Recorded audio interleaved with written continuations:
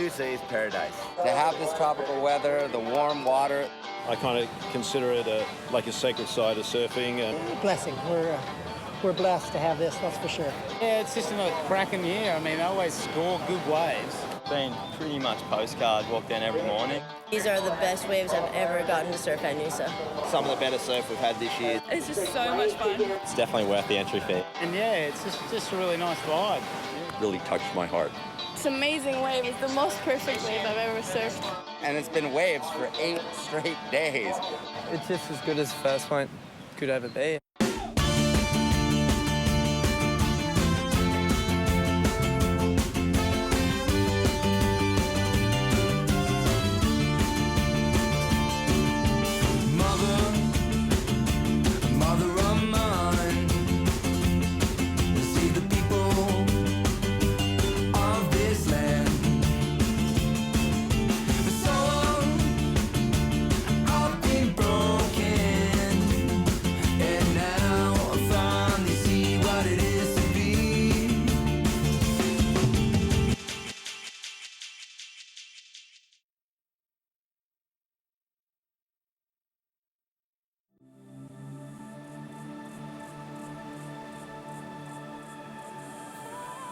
Throughout my career as a professional surfer, I've travelled just about everywhere there are waves, and there aren't that many places in the world where you can do this. There's a world-class resort village just around the corner, but out here in the park, it's just you, the koalas, the turkeys, and one perfect point break after another. Hi, I'm Layne Beachley, 7 times world surfing champion, and I'm stoked. I love spending quality time in Noosa and, of course, along the beautiful beaches of the Sunshine Coast. Let me tell you why.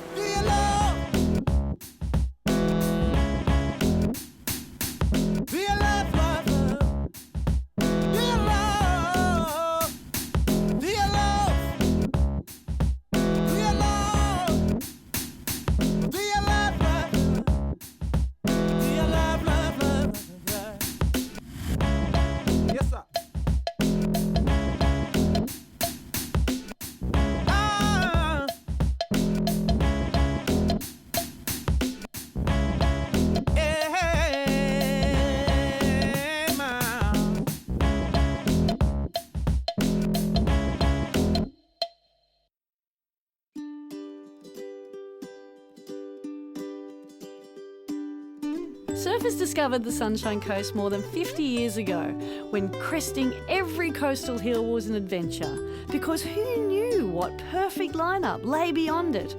Hayden Kenny drove down to Noosa from the family farm in 1957 and could not believe what he saw. I thought, now this is something else. Not knowing that it'd end up where it is today, but I surfed it on my own for pretty much 4 years. Drive down to Noosa and here's this great geological layout of points and beach, and first time there was a little bit of rough surf down here, I hoofed it back to Noosa and christened the board there.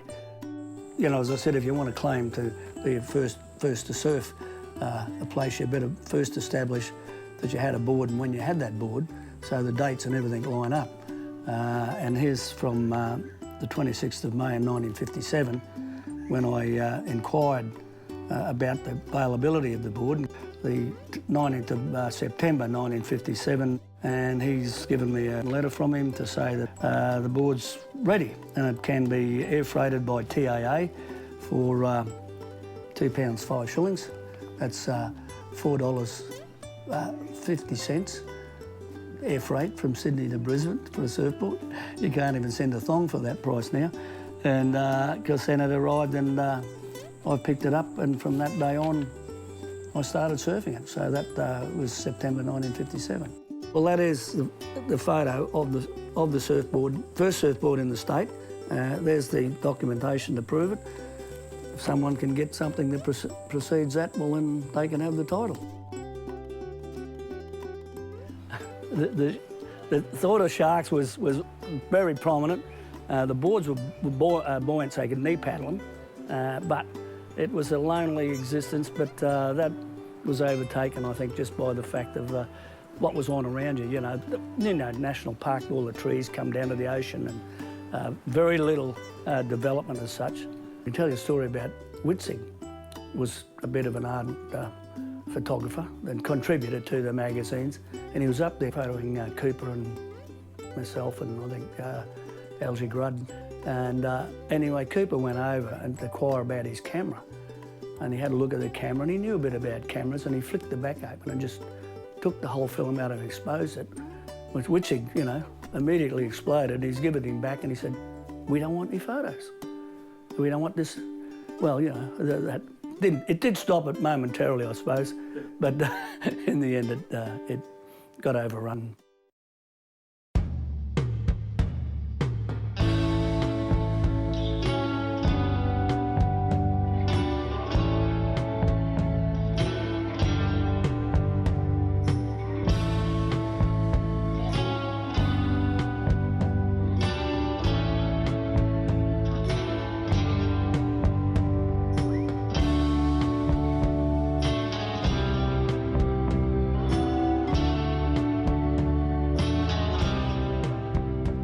Noosa in the early 60s was early Australia, I mean, it was 60s Australia. It was just laid back and nothing around and simple and complex, and it was heaven. The first time I came to surf Noosa was in late 1959 or early 1960, I'm not sure, but it was December or January, with this old couple, Ma and Pa Bendel. Pa was a World War II fighter pilot from Canada, but he took up surfing when he was about 40, 45, and we said, "Who's this really old dude," you know? He brought me up here one day, and we pulled into the car park up there, and the surf club then was a tin shed. There was hardly, just a few old houses along the beach. We went out here and we surfed from the point, and there was one guy in the surf club, he came out with us. So me and Ma and Pa and this guy paddled out here. At one point that day, Pa and I paddled a national park and got a beautiful wave all the way down through Johnson's, and as I was paddling back out, admiring this beautiful headland, not a soul around, I remember feeling a bit lonely. I actually wish there were a few other people around. And surfing national, uncrowded on 8-foot days, that's about as good as it can get.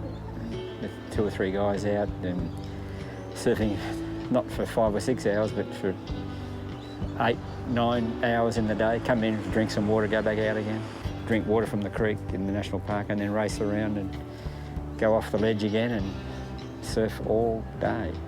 But now, it's still heaven. Nothing's changed except the coffee's got better and the crowds have got far, far bigger. Back in the 60s, when Bob McTavish and his merry men surfed these perfect uncrowded points, Noosa got very lucky.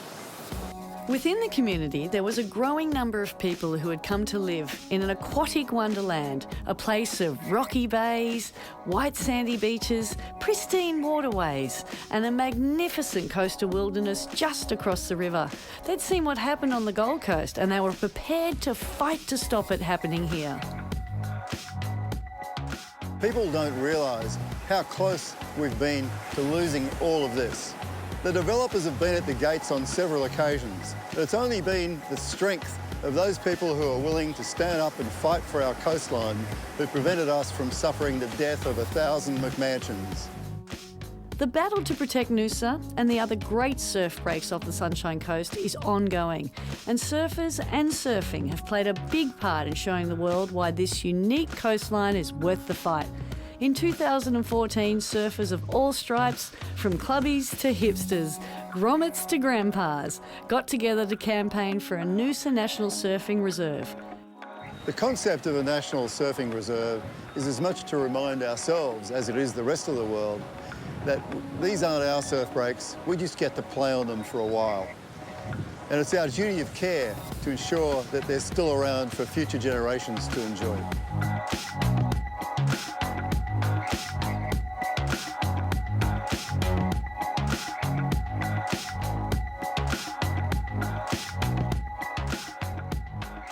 On the world stage, Noosa is a gem. The waves, there's still no place like it. I don't know anywhere with a socially comfortable setup that's got 5 bays, one after the other, that all work in their different ways, and they're all high quality.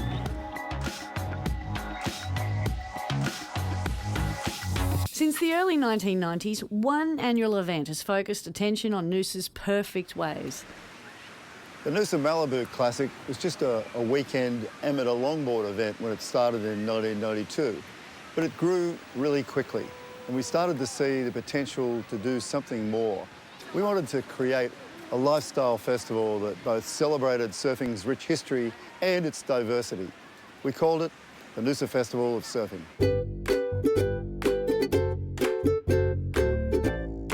To have so many classic people, so many heroes come to Australia for the event, and which we'd never see them otherwise. You only see them when you go to Hawaii or California and you've got to hunt them out, but to have them here in our turf is really fantastic. We're just so lucky to have the contest in our backyard and have so many international world champions, and even last year I got to surf a heat with MR and Simon Anderson, Layne Beachley, Tommy Carroll was out there too, so man, we've had so many good surfers come and surf First Point. It's just a treat to watch all of them.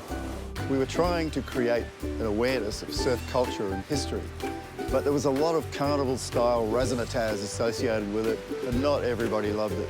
I remember one surfing legend likened me to Don King, the famous and very flamboyant boxing promoter. I don't think it was a compliment.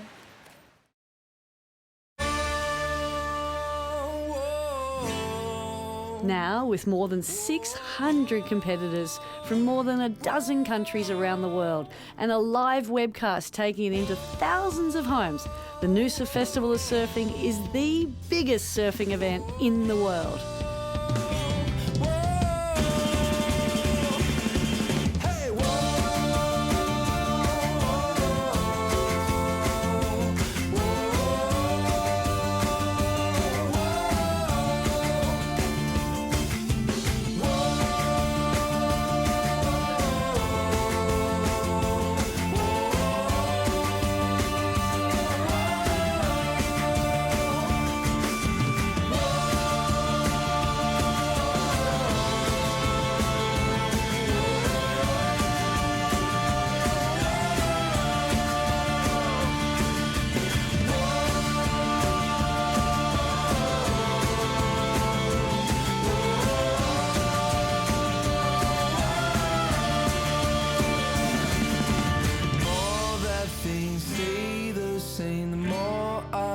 But I say no.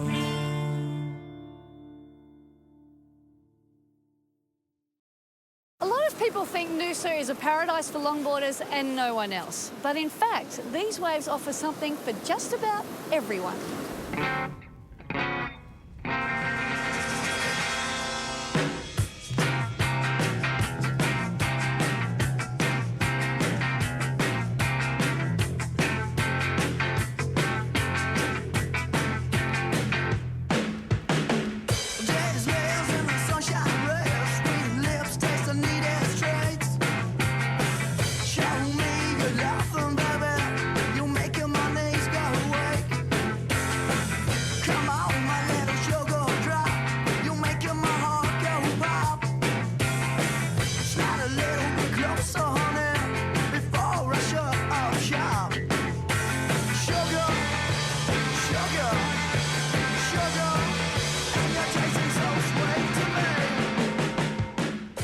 Noosa's kind of categorised as the longboard capital of Australia, you know, as the Noosa Festival of Surfing and all that kind of scene, but it kind of caters for everyone. It can be, you know, small mal waves, and then it can be fun, like 4-foot rippable air sections.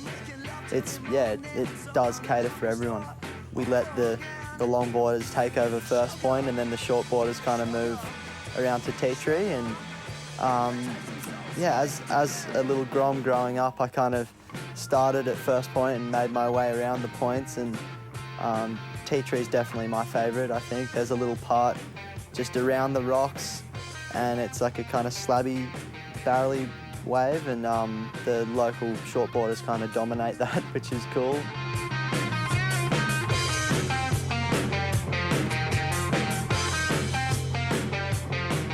The Sunshine Coast is definitely underrated with swell size, and you know, whenever I go somewhere and people ask me where I'm from, it's like, oh, I'm from Sunshine Coast, Noosa, and they're like, oh, crowds, mals, you know, like I've, you know, travelled the world a little bit this year, and I still haven't found a better beach break than that. I mean, that's some of the most perfect waves I've ever seen in my life, and it's just down the road from my house, so those days are really special. Guitar.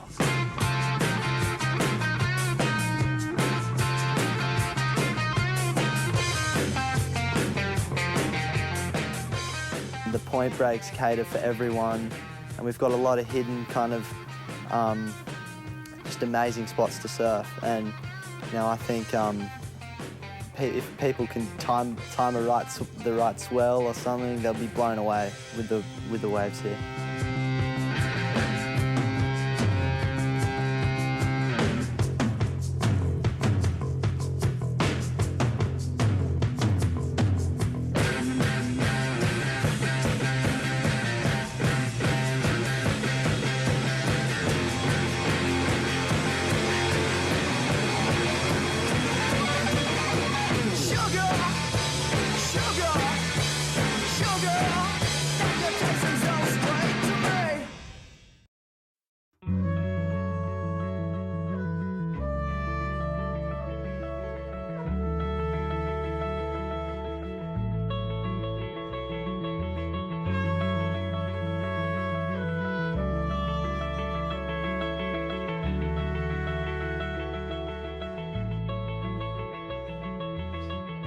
There's not much about surfing that I don't understand, but I have to admit, this baffles me. These guys defy the laws of gravity over and over again.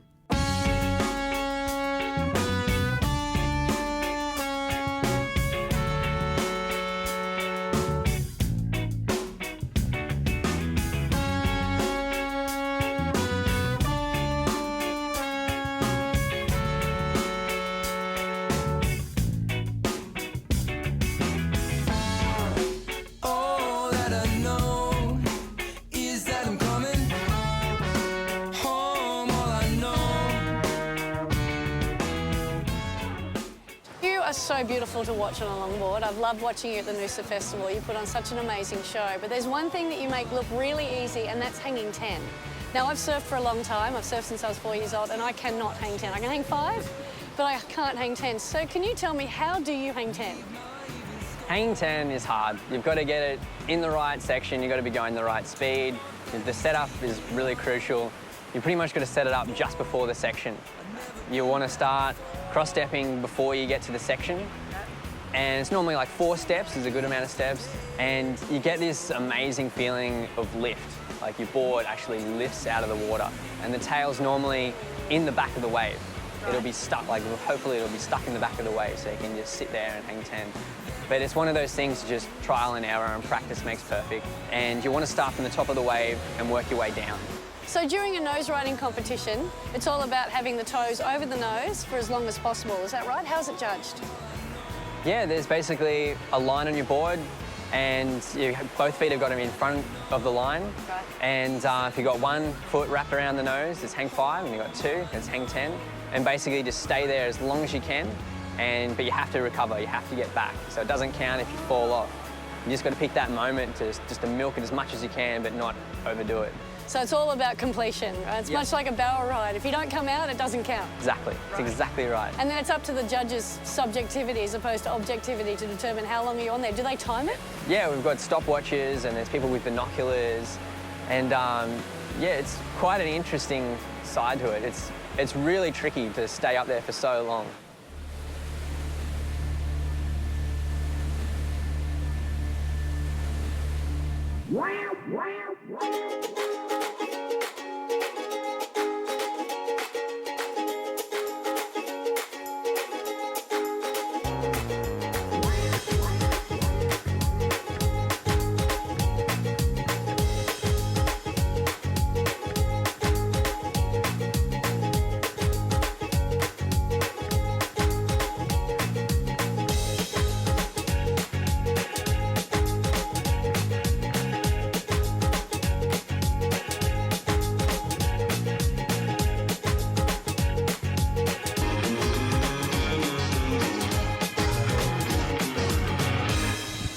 showed us how to do it. I think I showed everyone how not to do it. Next time, it's a shortboard. Payback on the points.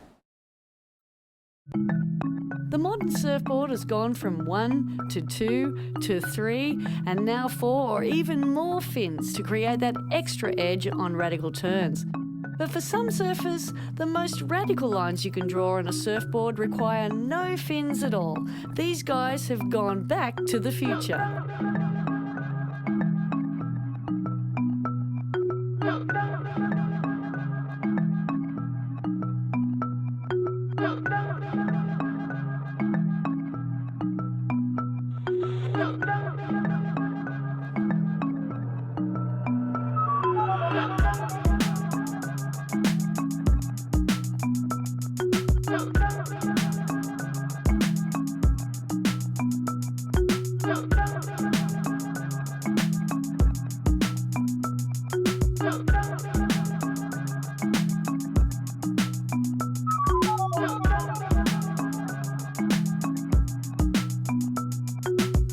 My name's Tom Wegener, and I live in Croy.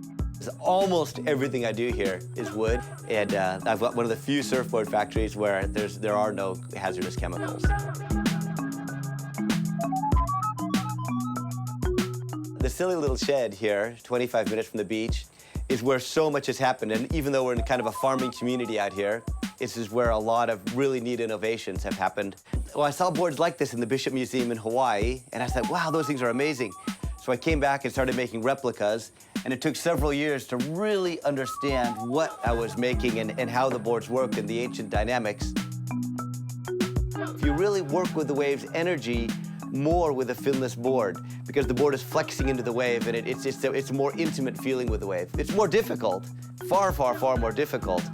The thing about a fin is you have to go where the fin wants you to go. You can't fight your fin. You always have to work with your fin, so you're actually limited in where you can go on the wave with your fin on your surfboard.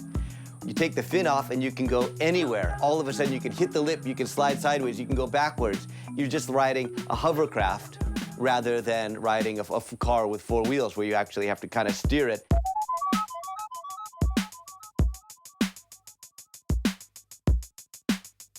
The Noosa Festival of Surfing has really been the world leader, the world epicenter of this creativity of people sharing what they're doing on the boards. We're watching each other surf, and we're just so pumped, you know, after the week watching each other ride the finless boards. We can't believe it, and we're advancing.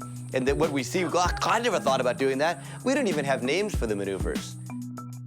So bringing everybody together gives us this opportunity to share ideas and share the stoke and progress the whole finless movement.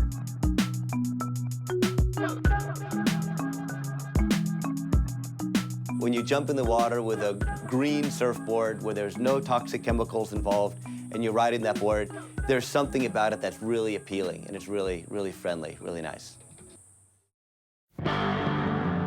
From no fins to no board at all, how minimalist can you get? Body surfing is the original form of surfing, and here in Noosa, where our past is their future, they've brought it back big time.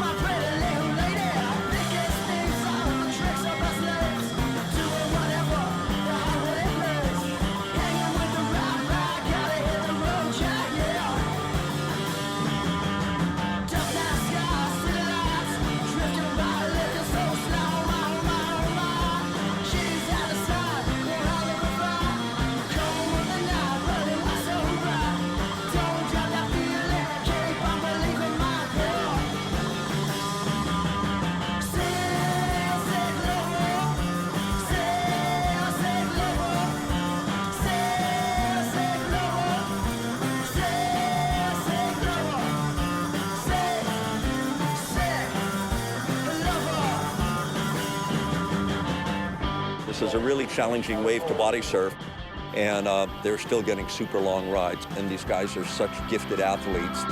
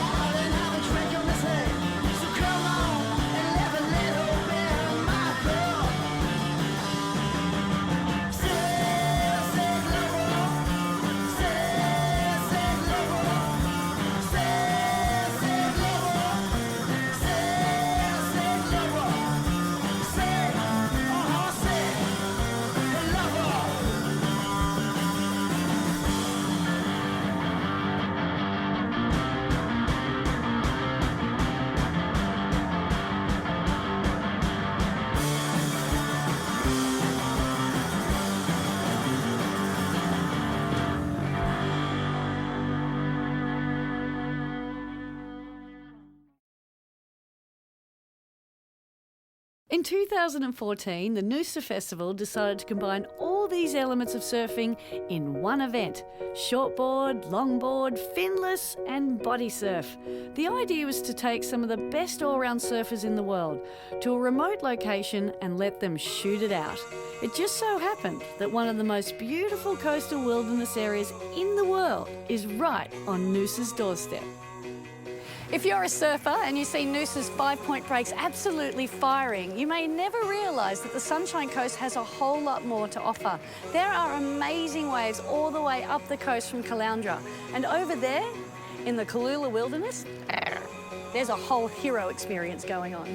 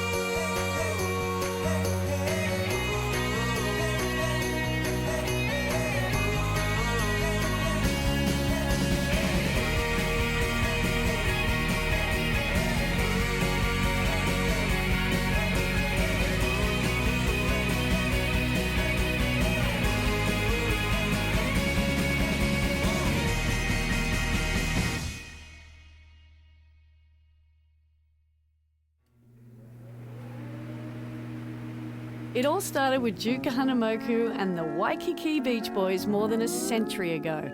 One way to give young female tourists the thrill of their lives. But it evolved into a form of surfing that can be beautiful one minute and downright hilarious the next.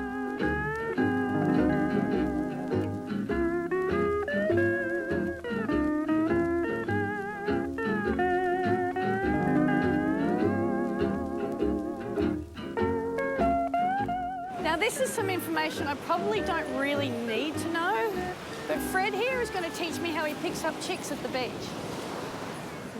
So Fred, how do you pick up chicks at the beach? Well, I'm glad you asked. The Hawaiians, the Beach Boys, thought it'd be good to take the tourist out and make some friends. And then I used Tandem to pick up my wife. She's a cool skateboarder, former gymnast, wanted to get into surfing. That would help. And she was right into it, you know.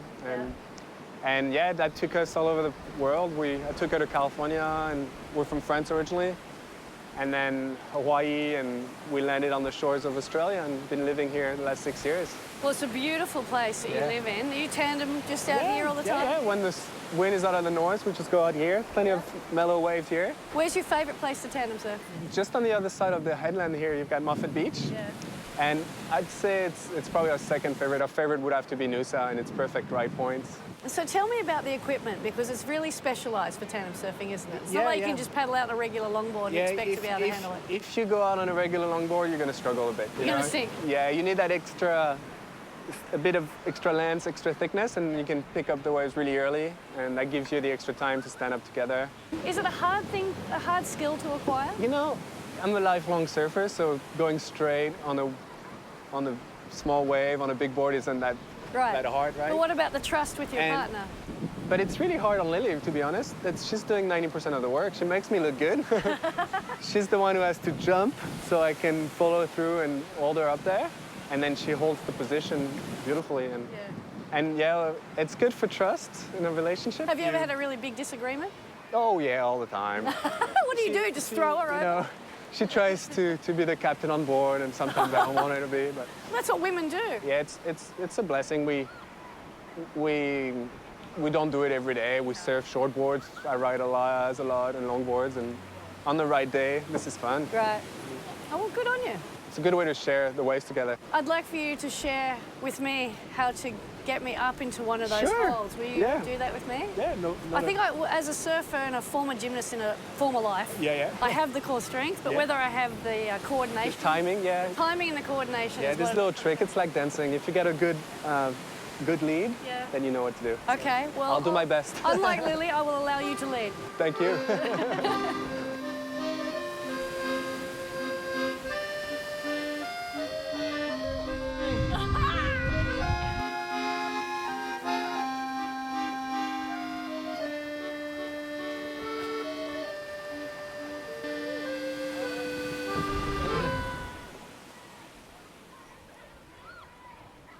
Of course, if your significant other just refuses to tandem surf with you, well, there's always the faithful hound.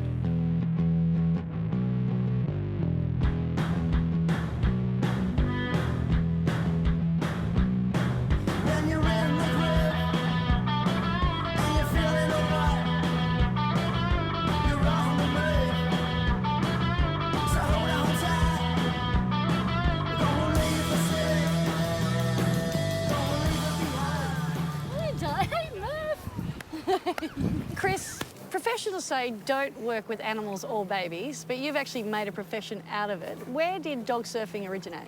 Well, when we first started, used to do a lot of tandem surfing, and we had a big board, so we used to take the dogs out with us tandem surfing when I couldn't find a girl to pick up.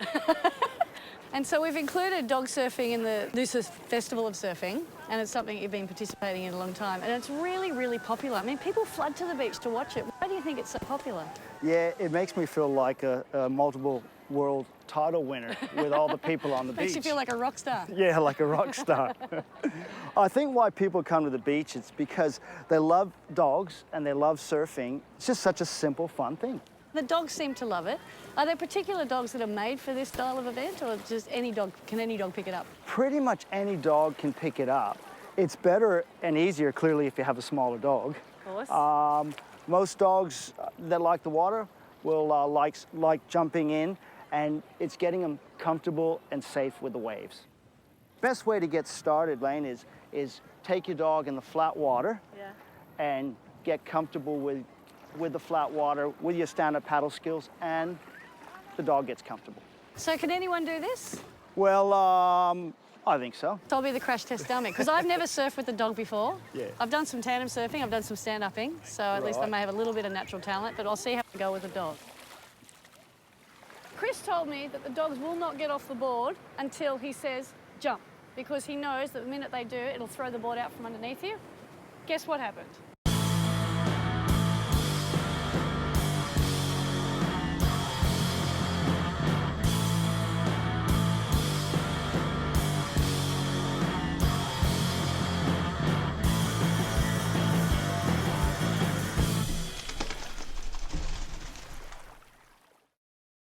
Surfing dogs, tandem, finless, extreme nose riding. It's all going on at the Noosa Festival of Surfing.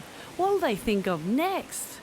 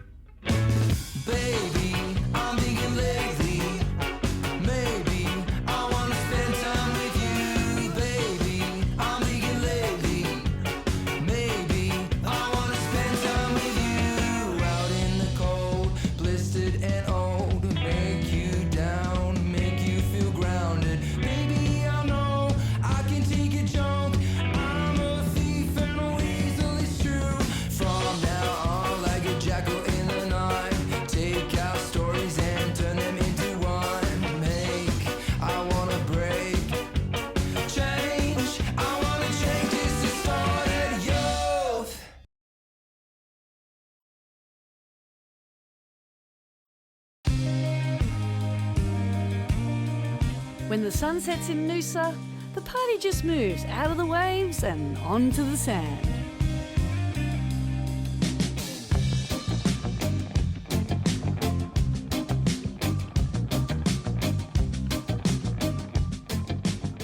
The festival has a really festive atmosphere. Well, that's what they call it, a festival.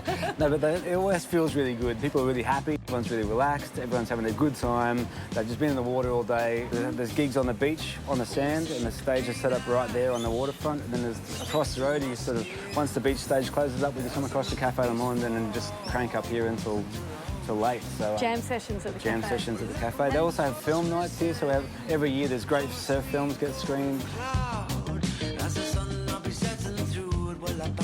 But every year the lineup's really great. There's a fantastic lineup of musicians that come every year. There've been some great bands I've never seen before that come on all of a sudden. I've been a fan of them as well. The gigs on the beach are my favourite. Actually, there's a few gigs we did last year with the sun going down over the west, and there's the free surfing session at the front. People having a great time. It was actually pumping. It was one particular day. It was just the best I've seen first point. So you've got no much better inspiration for playing music than watching that all happen in front of you.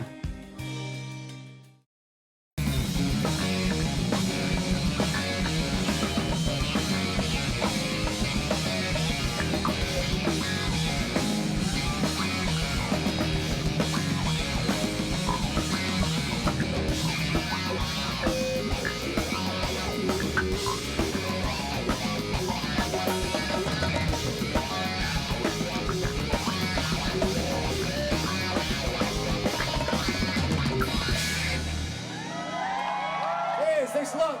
We're the band of Frequencies. Thank Festive, Ajay Nikum, Mark Kemman, Nick Aggs, and Sol Carroll. Thanks heaps. The surfers who have been coming here for years reckon the Noosa Festival is the most fun you can have standing up. But what I love about it is it has heart and soul. It's about remembering who we are as surfers and how we got here.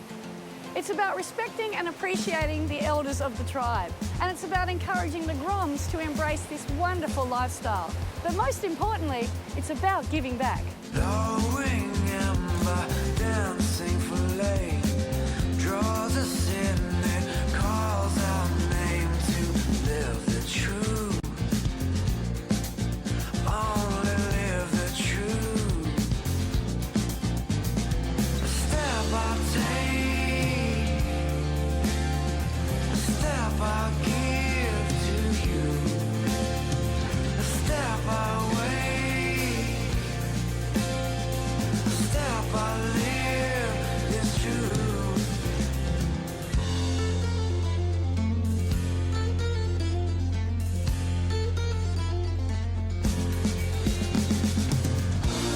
All those days spent wondering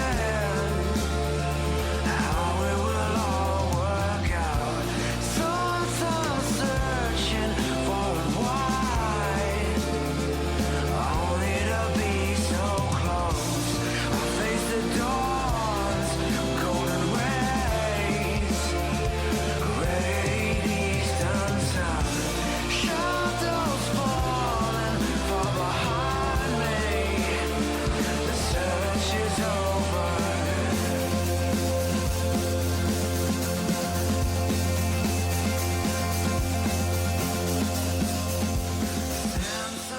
There are worse places to start the day, I can tell you.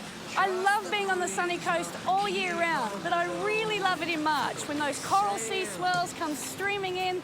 There are perfect waves everywhere. I haven't missed a Noosa Festival in years, and I don't intend to miss next year's. Why don't you come join me? Step I take.